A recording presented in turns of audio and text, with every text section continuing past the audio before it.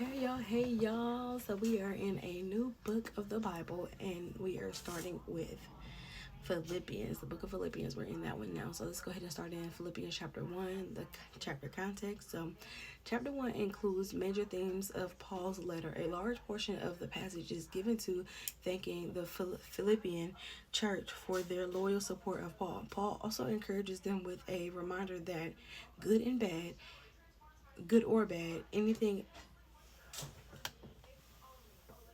What was that?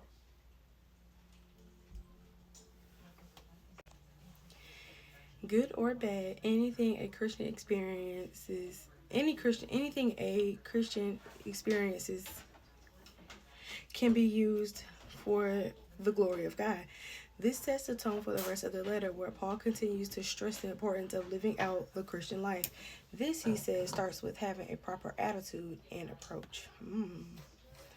Okay, Philippians. So, Philippians chapter 1, the breakdown, part 1.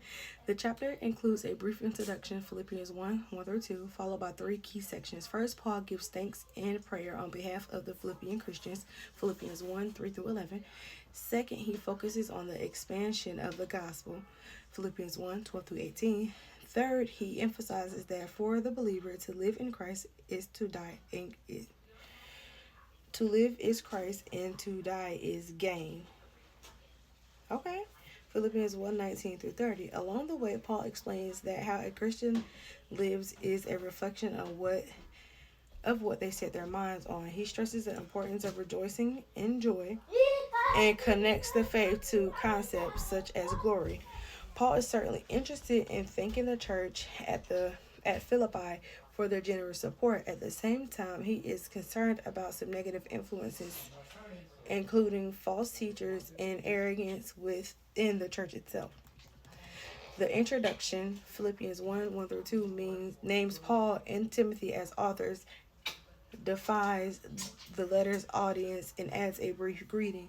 The audience was the Philippian church Christians, specifically mentioning overseers and deacons as well. 1 Timothy chapter 3 is the only other New Testament reference specifically speaking of deacons. In Ephesians, the Philippians church had existed for approximately 12 years by the time the letter was written.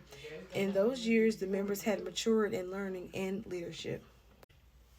Philippians 1 3 through 11 begins with Paul thanking God for the Philippians and his prayers. He mentions their long-term partnership with his calling. He mentions his imprisonment in ministry, Philippians 1:7, and missing the Philippian believers.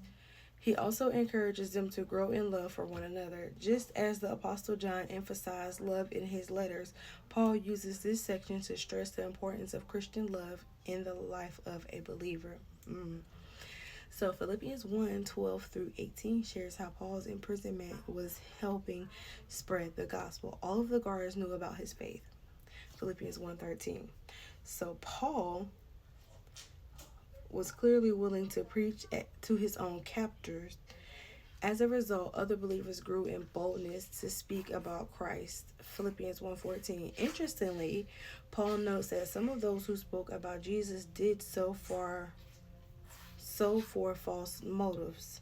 Even so, Paul was thankful to see the gospel spreading. Okay. Philippians 1:19 through 30 speaks of Paul's hope of being released from house arrest, Philippians 1:19. In either case, life or death, Paul was content, though he expected to continue serving at that time. He clearly planned to visit the believers in Philippi again, Philippians 1:26. He also clearly taught that separation from the body for believers is not something to be feared. For to me, to live is Christ, and to die is gain. Philippians 1:21. In contrast with false views of the afterlife, Paul specifically pointed believers to a future hope in the presence of the Lord. In the meantime, Paul taught, only let your manner of life be worthy of the gospel of Christ, so that whether I come to see you or am absent, I may hear of you that you are standing firm in one spirit, with one mind, striving side by side for the faith of the gospel. Philippians 1:27. Paul reminded his readers they would both believe and suffer for Christ, for it has been granted to you that for the sake of Christ you should not only believe in him, but also suffer for his sake. Philippians 1:29, just as he was suffering in Rome. Okay, Philippians 1:28 through 30. All right, let's get into the breakdown part 2. Listen, Paul, he was saying some stuff. So Philippians 1 is about maintaining joy, confidence, and steadfastness in Christ, even amidst suffering and opposition. The chapter includes a greeting, thanks for the Philippians' support, and Paul's reflection on how his imprisonment has advanced the gospel. It emphasizes that living for Christ is paramount, whether that leads to fruitful labor on earth or is resolved through death, which Paul views as gain. So key meanings in themes: joy and confidence in God's work. Paul expresses confidence that God will complete the work he started in believers. Yes, he will. Despite being in prison, he maintains a joyful attitude. Number 2, advance of the gospel. Paul's imprisonment actually served to spread the gospel throughout the palace guard. His suffering became a witness to Christ. And he rejoices that Christ is preached even by those who with wrong motives.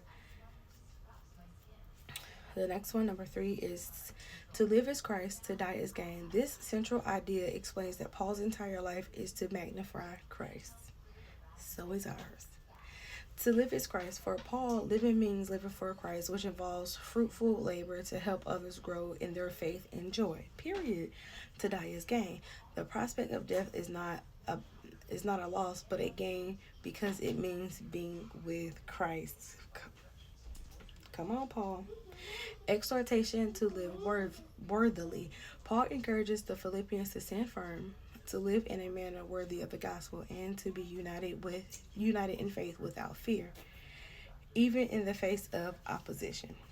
I ate it all. Good job, sweetheart. Oh yeah, I'm getting my birthday. All right, y'all. That's all I have for the full breakdown of Philippians. Wow. Say excuse me. Chapter 1. And I'll see you tomorrow for chapter 2. Bye.